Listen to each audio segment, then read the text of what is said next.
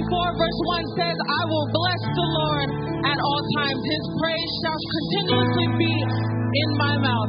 How many of you are ready to worship King Jesus? Heavenly Father, we come before you, Lord. We lift up our praise and our worship. Your word says that you inhabit the praises of your people. Father God, we give you all the praise and all the glory, and in Jesus' name, amen. Let's worship.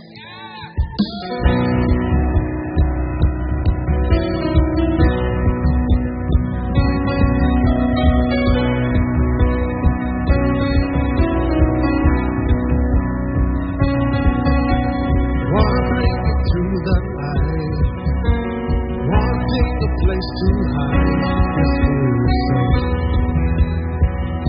this feels so.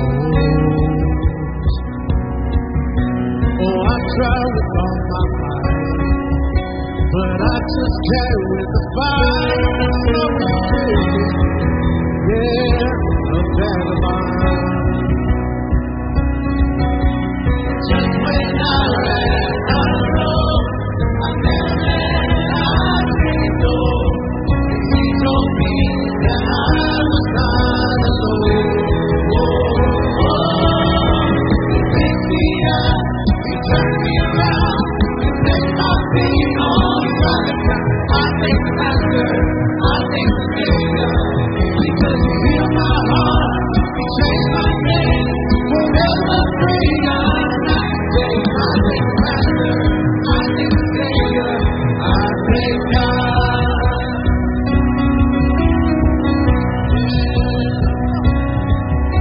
I cannot deny what I see. Got no choice but to believe. My time is burning. I got she's in the way. Yeah. Lost in my own place. Burning and bitterness. You just keep it moving. Yeah. Nah, you ain't welcome here. Yeah. From now till I walk the streets of gold, I sing of how you saved my soul. This wayward son has found his way back home. He picked me up, he turned me around, he placed my feet. I thank the Master, I thank the Savior, because he healed me. He changed my name, forever free. I thank the Master, I thank the Savior, I thank God.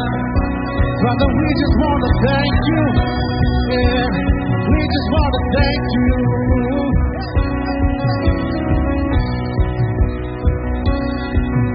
Say, hey, I lost another one. I am free. I am free. I am free. Say, hey, I lost another one. I am free. I am free. I am free. Say, hey, I lost another one. I am free. I am free. I am free.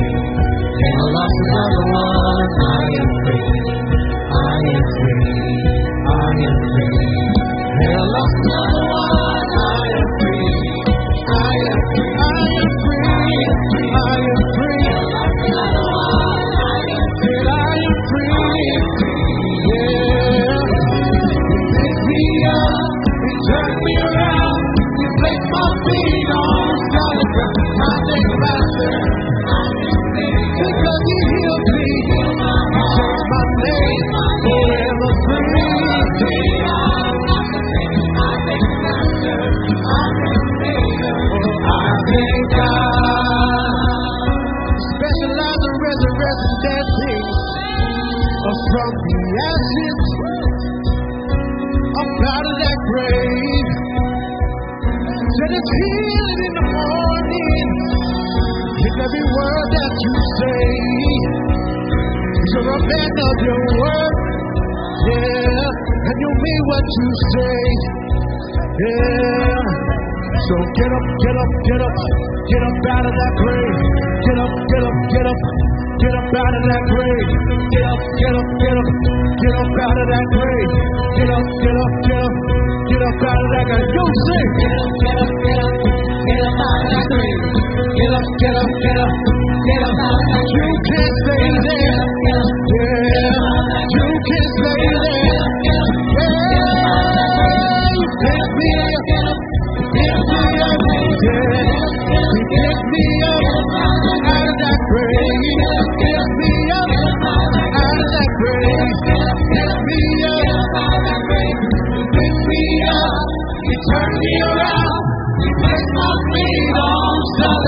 I thank the Master. I thank the Savior. Because He healed me. He changed my name. Forever free. I thank the Master. I thank the Savior. I thank God.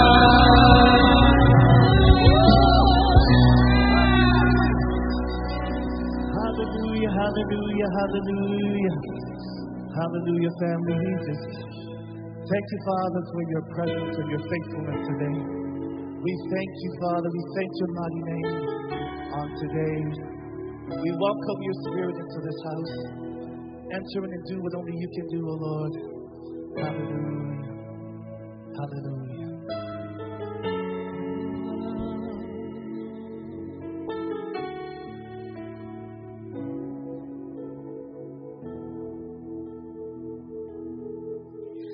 I wasn't rich. I remember who I was. I was lost. I was blind. I was running out of time. Sin separated. The breach was far too wide. But from the far side of the chasm, you held me in your side. So you made a way across the great divide. Left behind heaven's throne to build it here inside. And there at the cross, you paid the debt I owe. Broke my chains, freed my soul. For the first time I had hope. Thank you, Jesus, for the blood of God. Thank you, Jesus, He has washed me white. Thank you, Jesus, You have saved my life.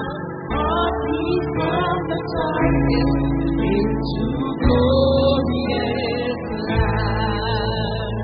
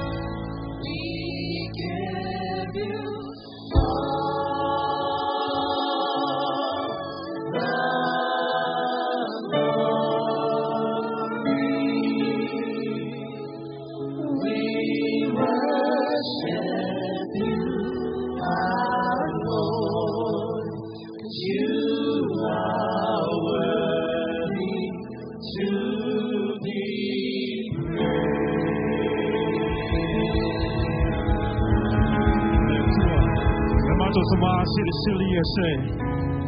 Pafdaile li'i avea leo mapespesenga ne yaso. Namtalare paitutoa malamal mau pa iyo Yesu Kiristo.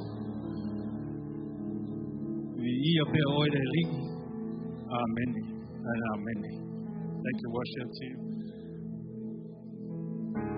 Let's get ready for communion this morning. While the ushers are passing out the communion, I'm going to say a little scripture, because we all know this. It's 1 Corinthians, verses 11, 23 and 26. For I have received of the Lord, that which also I deliver unto you. The Lord Jesus, same night in which he was betrayed, and took bread. And when he had given thanks, he brake it and said, take, eat. This is my body, which is broken for you. This do in remembrance of me. At the same manner also we took the cup. For as often you eat this bread and drink this cup, yea, do we shew the Lord's death till he come. So as you open up your communion, guys, I forgot mine on my table.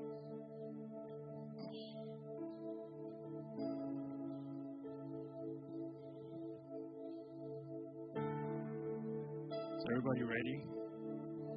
Let's go ahead and accept the body and the blood of Jesus Christ. And as soon as we've done that, we'll pray for everybody.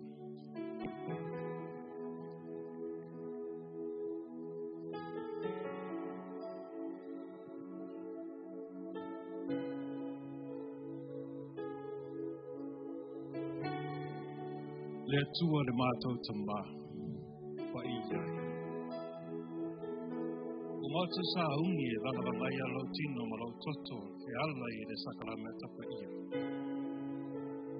O sa unga i ni o ne ngalo ia te i mātou le nea lofa tūnoa wa ia whai ma whamanatu mai te i re te mātou o mātou ai lona tino ma whinu i lona toto. Ia lofa, a whamangalo mai ia mātou a sala. Ono le suafa Yesu o maru, o mātou te talo atu ai.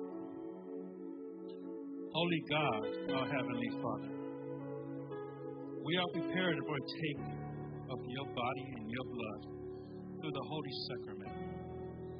May this service help us never forget the gracious love, and may it continually remind us when we eat of his body and drink of his blood. We remember his sacrifice for us. Have mercy on us and forgive us for our sins. In the name of Jesus Christ, we pray. Amen and amen. Worship team, please.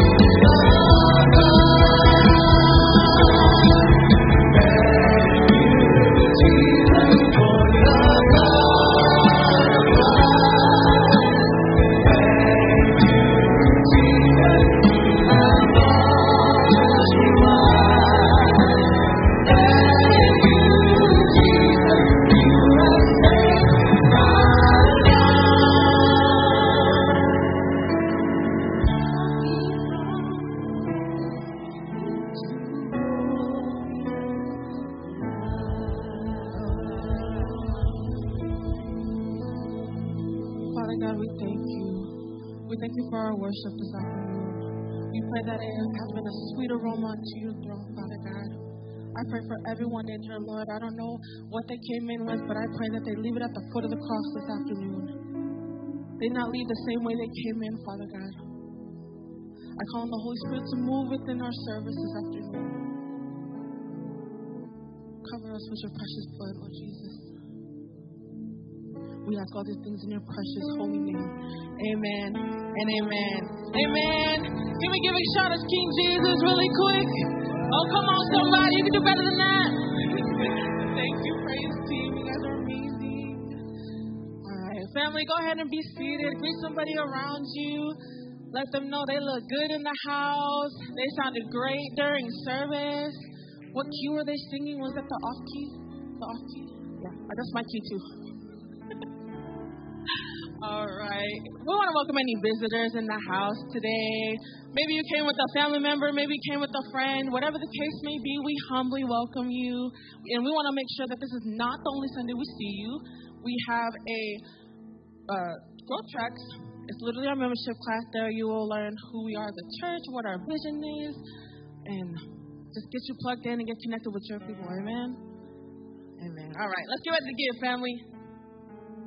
Here at Christian Faith, we live to give and we love to give. 1 Corinthians chapter 9, verse 6 through 7 says, whoever sows sparingly will reap sparingly, and whoever sows generously will reap generously.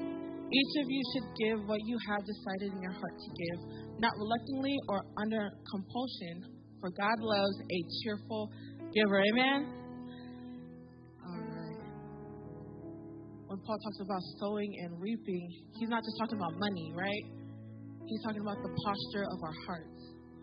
Giving reveals what we believe about God. Amen? If I hold tightly everything that I have, it's a sign that I'm not trusting God. I'm trusting my resources.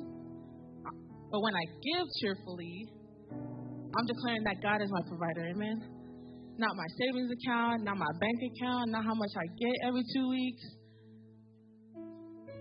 I know, I hear that. I hear that. It's okay. But as we give today, let's not focus on any amount. Amen, family? Let's focus on our hearts. So as you prepare that, let us pray. Dear Heavenly Father, we lift to you our giving this afternoon. We thank you for everything you provided for us already, and we trust you with everything that we're going to give to you this day. In the name of Jesus Christ, amen. Here is a message from our pastor in Hawaii. I want to give them a quick shout out as well who's watching. We love and miss you guys, and we pray for strength and comfort over your family at this time, and safe travels back home. And we're holding down the forefront here at church. Amen. All right, here's a quick update, and here's Pastor.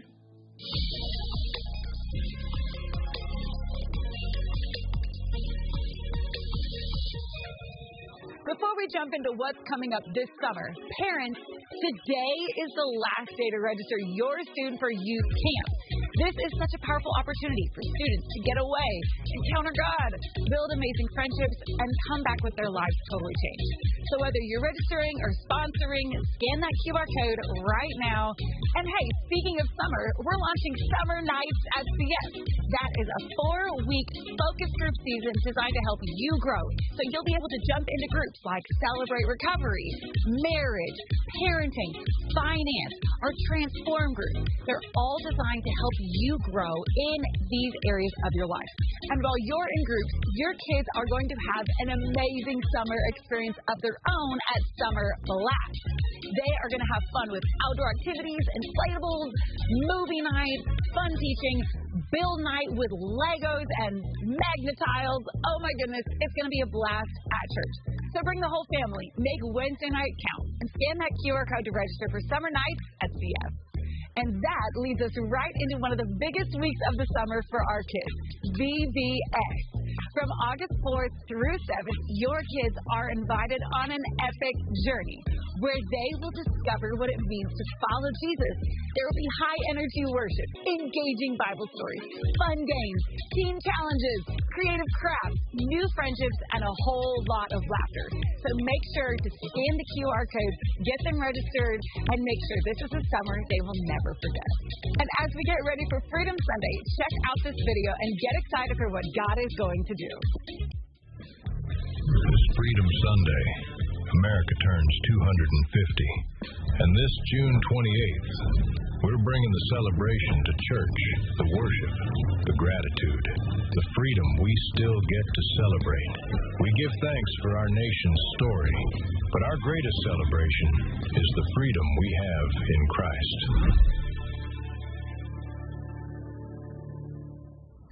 Good afternoon, Christian Faith Samoa. Welcome to church. Thank you so much for being with us today. We're so excited for the new series that we have starting today, Orphan's Heart. And in the book of John, chapter 14, verse 18, it says, I will not leave you orphans. I will come to you. Ole liunga i fa Samoa o te le tuua o tou na o tou o te anuatu ia te o tou. Right?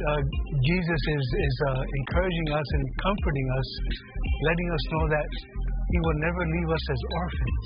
He is here for us no matter what challenges that we're going through in life. He is always here with us. He's given us the Comforter, the Holy Spirit, to help us every day. So let's be open to that today. Today, Deacon Yeti Tamiano is bringing the Word. I love and trust Yeti with my life, and I believe he has a word in season just for you today. So let's lean in and receive all that God has for us today. Yes, G. Come on, bring the word.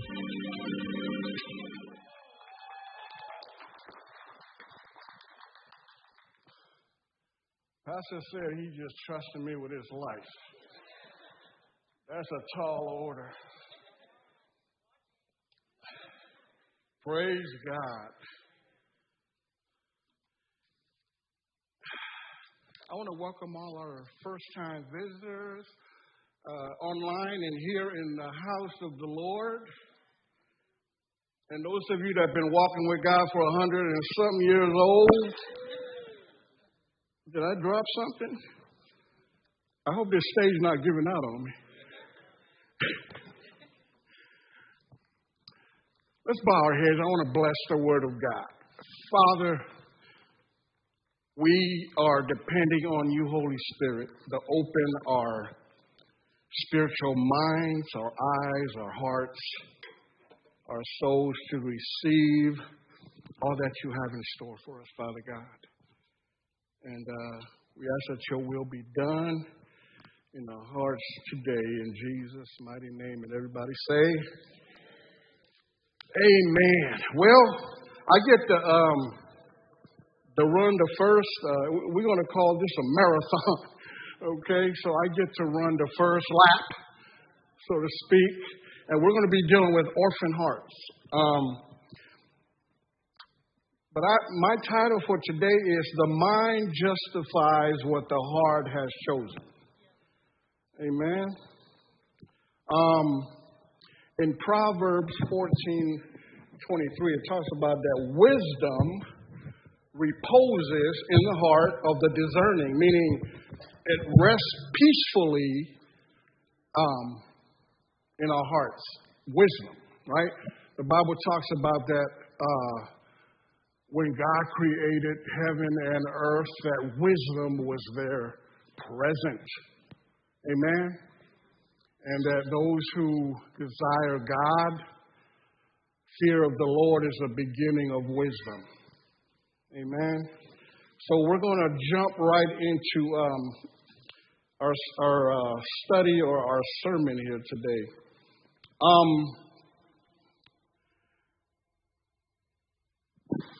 We have different backgrounds.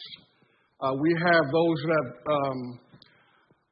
have come from born in the island like I was, raised in the island.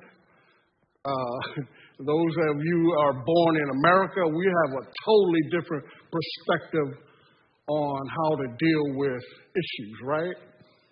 In the islands, we get smacked around with whatever your mom and dad can find to straighten you out. Over here, they call it child abuse. Amen?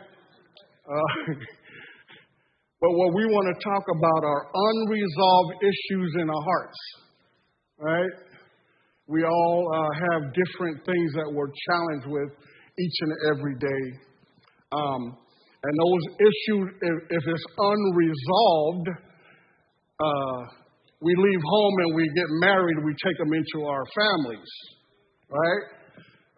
We leave home or we take them into our relationship, into our jobs, into every aspect of our lives. And what are these unresolved issues? Some of us come from broken homes, single parent.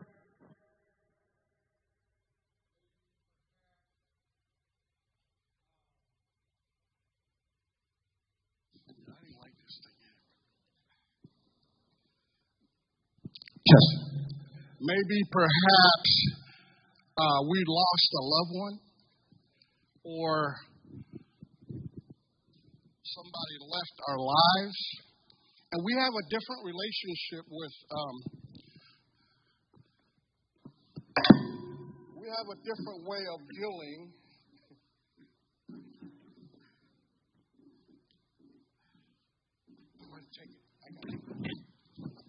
We have a different way of dealing with unresolved issues in our hearts. Some turn to medication. Some turn to drugs. Some turn to some other perverted ways. But God is calling us today to put all our trust and hope in Him. Amen. Oh, thank you, Jesus.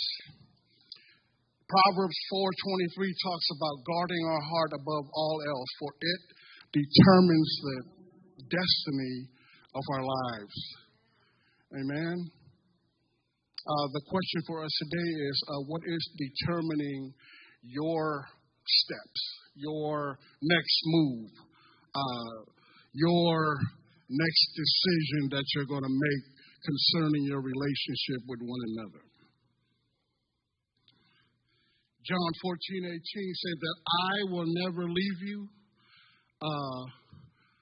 as orphans. This is Jesus telling his disciples, knowing that they were going through anxieties about him leaving. He said, I'm going to go to the Father, and where I go, you will go. And they said, show us the Father. And Jesus says, I've been with you guys this long, and you guys still don't understand what we're talking about.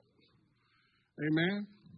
The issue that we're dealing with here is when confronted with the truth, how much of that truth is really going deep into our hearts, or is it just a surface formality that we just come and learn certain scriptures, go home, and we forget about what we talked about or what the Word is speaking to us on? Amen.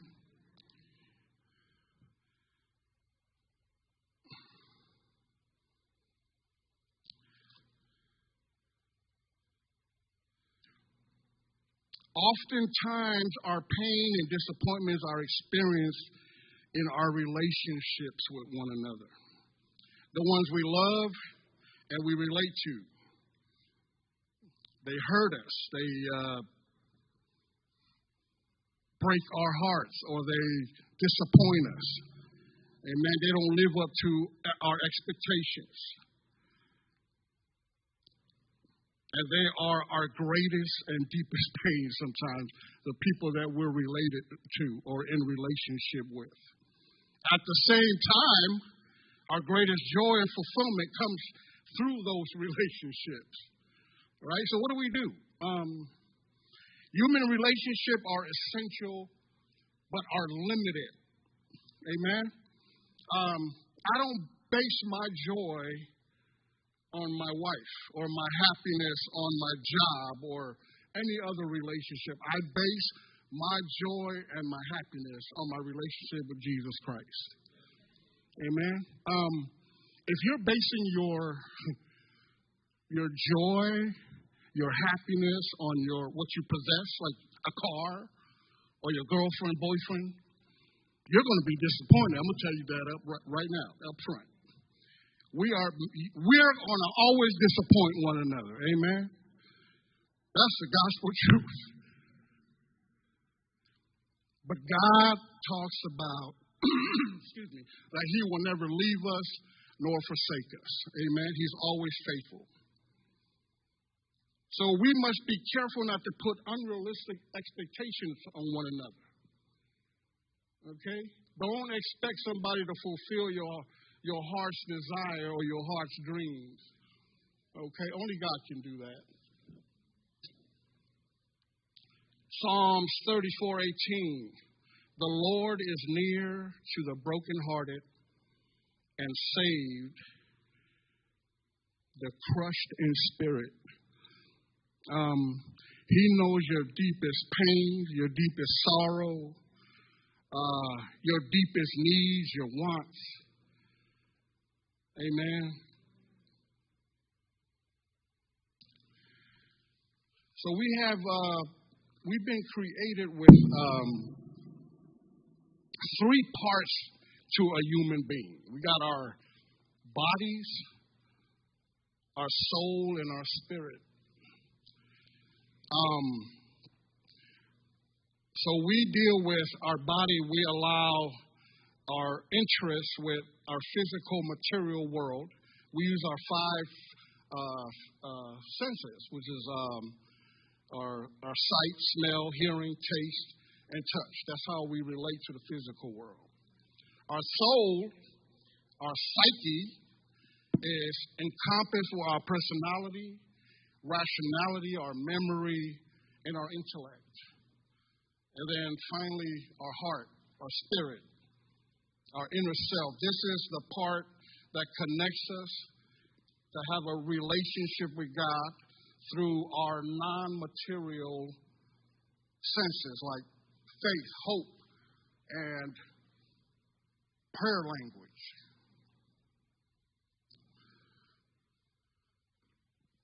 So the thing with the heart and the mind is that the heart sees something it wants or loves, and the mind justifies why that's good for my heart, right?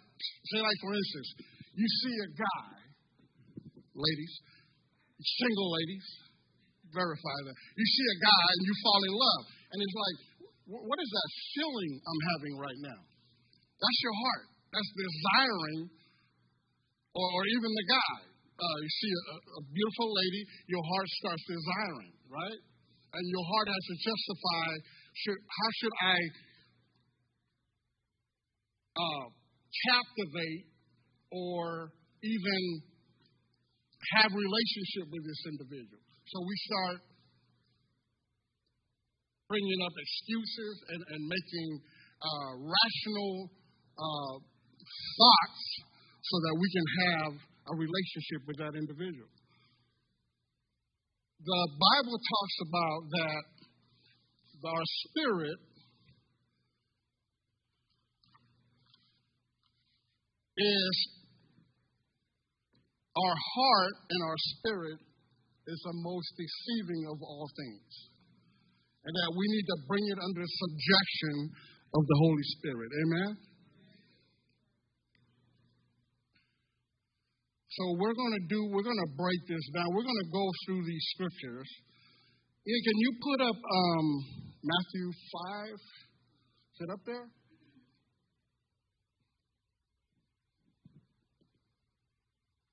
Is that the one I wanted? Okay. Then Jesus was led by the Spirit into the wilderness to be tempted by the devil after fasting 40 days and 40 nights. He was hungry. The tempter came to him and said, "If you are the Son of God, tell these stones to become bread."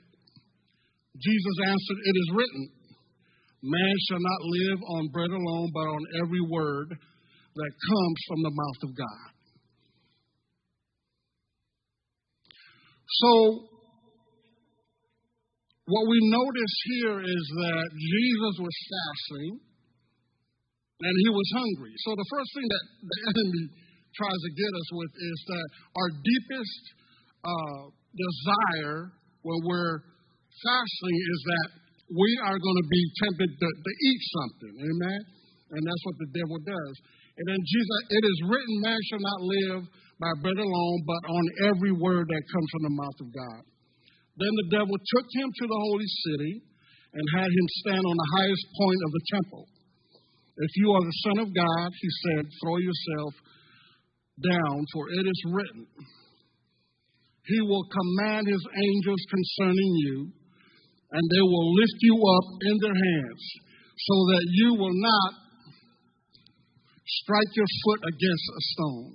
Jesus answered him, "It is also written, do not put the Lord your God to the test." Again, the devil took him to a very high mountain and showed him all the kingdoms of the world and its splendor. "All this I will give you," he said, "if you will bow down and worship me." Jesus said to him, "Away from me, Satan, for it is written, worship the Lord your God and serve him only." Then the devil left him, and the angels came and attended to him. What we see here is that Jesus guarded his heart with the Word of God. When we make decisions, it has to be based on the Word of God, not on our emotions or our feelings or anything else. Amen? Go to the next scripture. I think it's Matthew 15.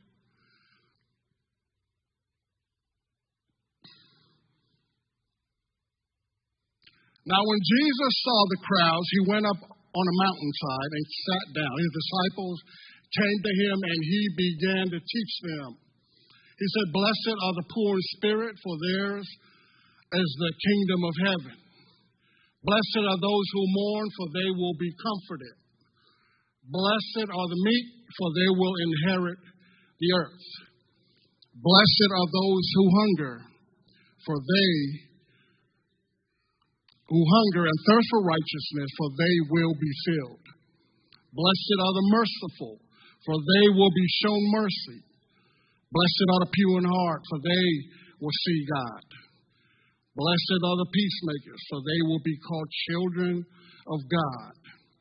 Blessed are those who are persecuted because of righteousness, for theirs is the kingdom of heaven. Go on to the next one. Blessed are you when people insult you, persecute you, and falsely say all kinds of evil against you because of me. Rejoice and be glad, because great is your reward in heaven, for in the same way they persecuted the prophets who were before you. You are the salt of the earth, but if the salt loses its saltiness, how can it be made salty again? It is no longer good for anything except to be thrown out and trampled underfoot. You are the light of the world, a town built on a hill that cannot be hidden. Neither do people light a lamp and put it under a bowl. Instead, they put it on its stand, and it gives light to everyone in the house. In the same way, let your light shine before others, that they may see your good deeds and glorify your Father in heaven. Now, these are characteristics of righteousness. This is a characteristics of how we are to live our life, even when we're going through situations that is not benefiting us in our growth. Amen? So let's break down some of these. Blessed are the poor in spirit. Now, this is not talking about your financial situation, amen? This is talking about someone that has a posture of deep humility, acknowledging that you have nothing to offer God but your surrender to His move and His presence in your life. And this is also dealing with when we come to God and wanting a relationship for salvation. So that's the posture that we need to have when it relates to being poor in spirit. Blessed for those who mourn, for they shall be comforted. Jesus is not referring to a surface level, I'm sorry I did it. He's talking about a deep emotional reverence of, I am so sorry that I've done that. Blessed are those who mourn, for they shall be comforted.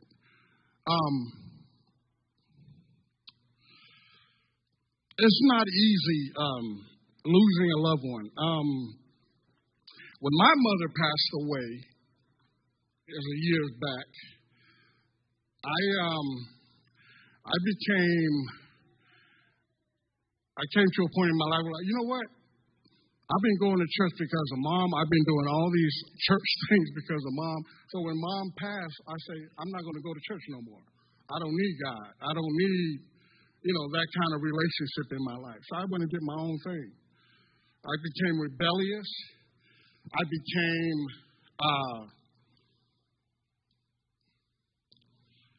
how would you say it, a character that was not pleasing to God, or the way that my mother had brought me up. And so I made bad decisions in my life. Some of the things that I went through, life had nothing to do with godly principles, had everything to do with, the lust of the flesh, the pride of life, so on and so forth. And I came to a point in my life where things fell apart for me so bad that I couldn't do nothing else but cry out to God. The Bible talks about that train a child in the way that he should grow, and he will never depart from it, meaning that the Spirit of God has been planted in each and every one of the people that you speak life into, the rhema word of God, right? And sometimes we worry as parents that I wonder if my child is ever going to come back. I wonder if my relationship is ever going to be mended. I wonder if I'm ever going to get out of this financial situation I'm in. But we have to understand that God is for us and that nothing else can stand between us and the love of God. Amen. Blessed are the meek, for they shall inherit the earth. Meek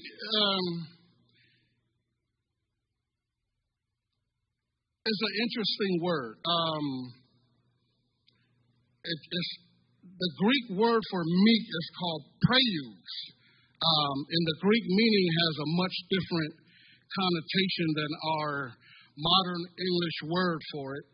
This means power under control, right?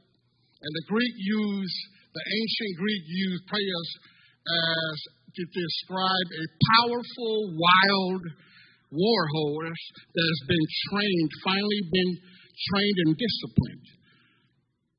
So we may have all the power, we may have all the strength, and when we submit ourselves to God, He's able to use all that for His glory.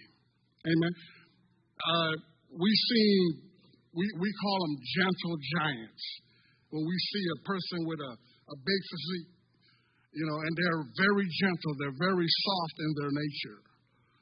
A lot of times we perceive people based on their appearance, but they're nothing like we thought they were.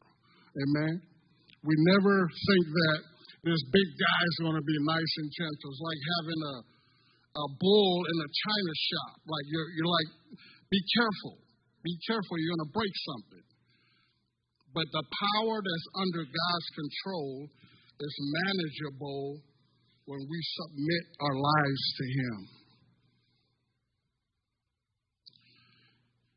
Now, all this runs down to this very basic thing, is that after all that Jesus was saying was that, blessed are you when you are persecuted in my name. And we're trying to put that together. How can that be a blessing when somebody's persecuting me? How can that be good for me? How can that benefit me? Right? But what Jesus is saying is that when you suffer for my name and my sake, that they're not doing it to you, but they're doing it to Him.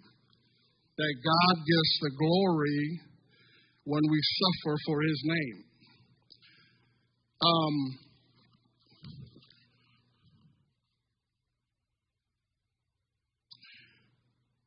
In 2 Peter 3:11, it talks about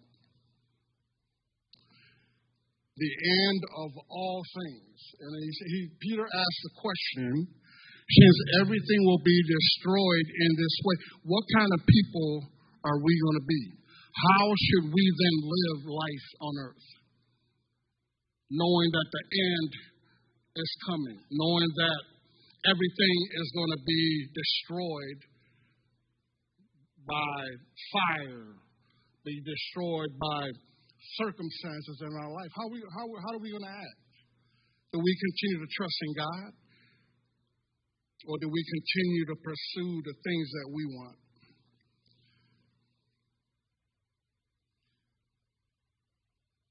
In 1 Corinthians 16, 13, 14, it talks about being on guard, standing firm in your faith in God, respecting His precepts and keeping your doctrine sound. And then a little encouragement for the man to be courageous and be strong. Let everything you do in love, motivated, and inspired by God's love for us.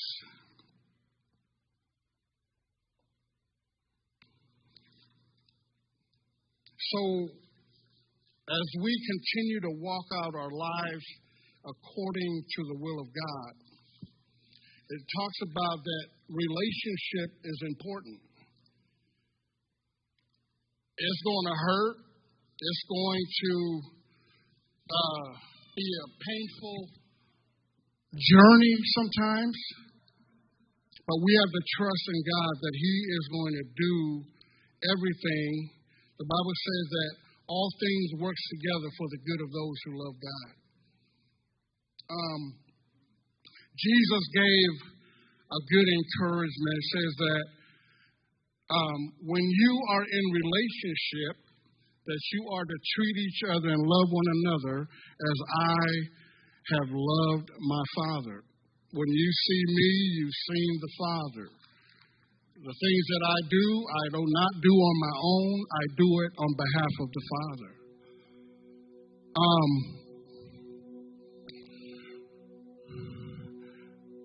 I think the thing that we have to understand is that in John 3:16,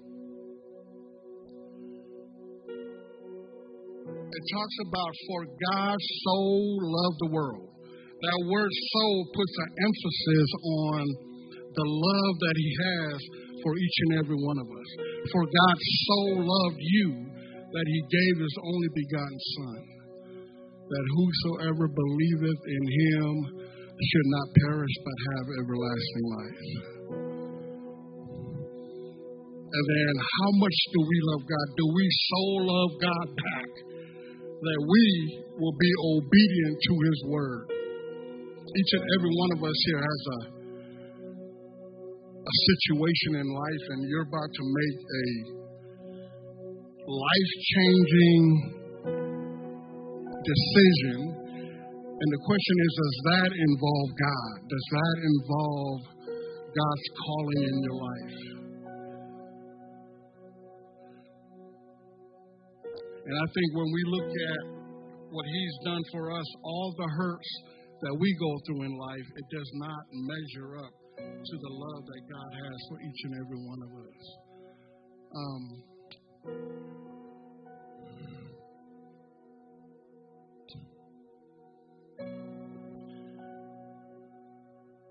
We're going to go ahead and open up or give an opportunity for those who haven't made the decision to give their hearts and their lives to God. Those who are online, we have some prayer partners here that maybe can pray for you and with you if you want to make that decision.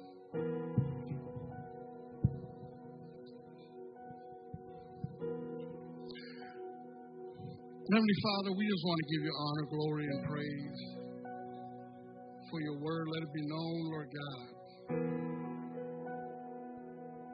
that if we will obey, that we will be blessed, and that we will be comforted, that we will be directed by your Holy Spirit in our walk, Father God. Forgive us of our sins, Father God, as we forgive those who have sinned against us, Lord God. Heavenly Father, let's pray. Heavenly Father, I give my heart to you today. I surrender all of me to you. I make a conscious decision, Father God, to live out this life according to your will, according to your precepts, Father God. Let me walk humbly before you and in front of all these witnesses, Lord God, that you be glorified through the decisions that we make on a daily basis, Lord.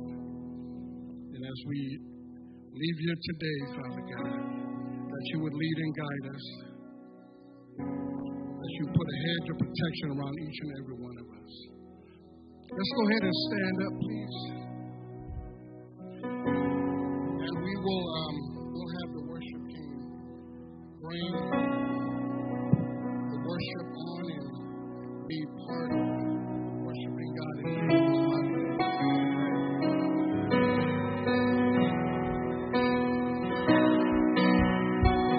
Hallelujah. Come on, put your hands together. Thank you, Lord.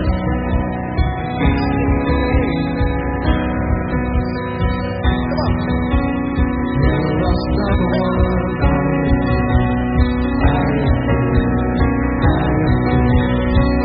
Lost another one.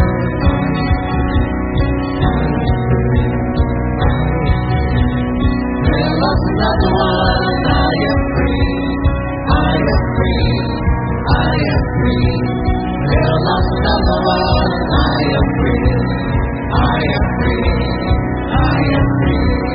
There lost another one. I am free. I am free. I am free. There lost another one. I am free. I am free. You pick me up. You turn me around. You break my feet on solid ground. I'll take the master. I'll take the Savior. Because He healed my heart. He changed my day. Forever free. I'll take the master. I'll take the Savior. I'll thank God.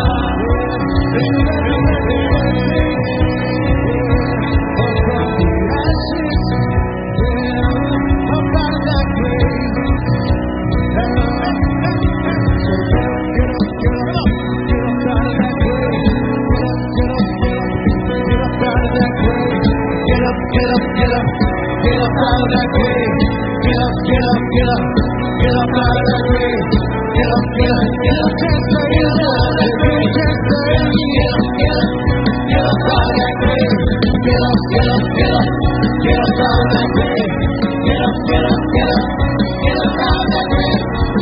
You turn me around and place my feet on solid ground. I'll take the master, I'll take the Savior.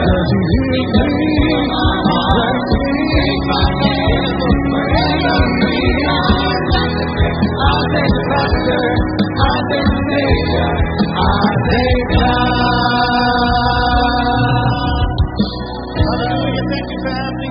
Please join us in the podium for fellowship today. God bless. Have a blessed week. We'll see you all next time.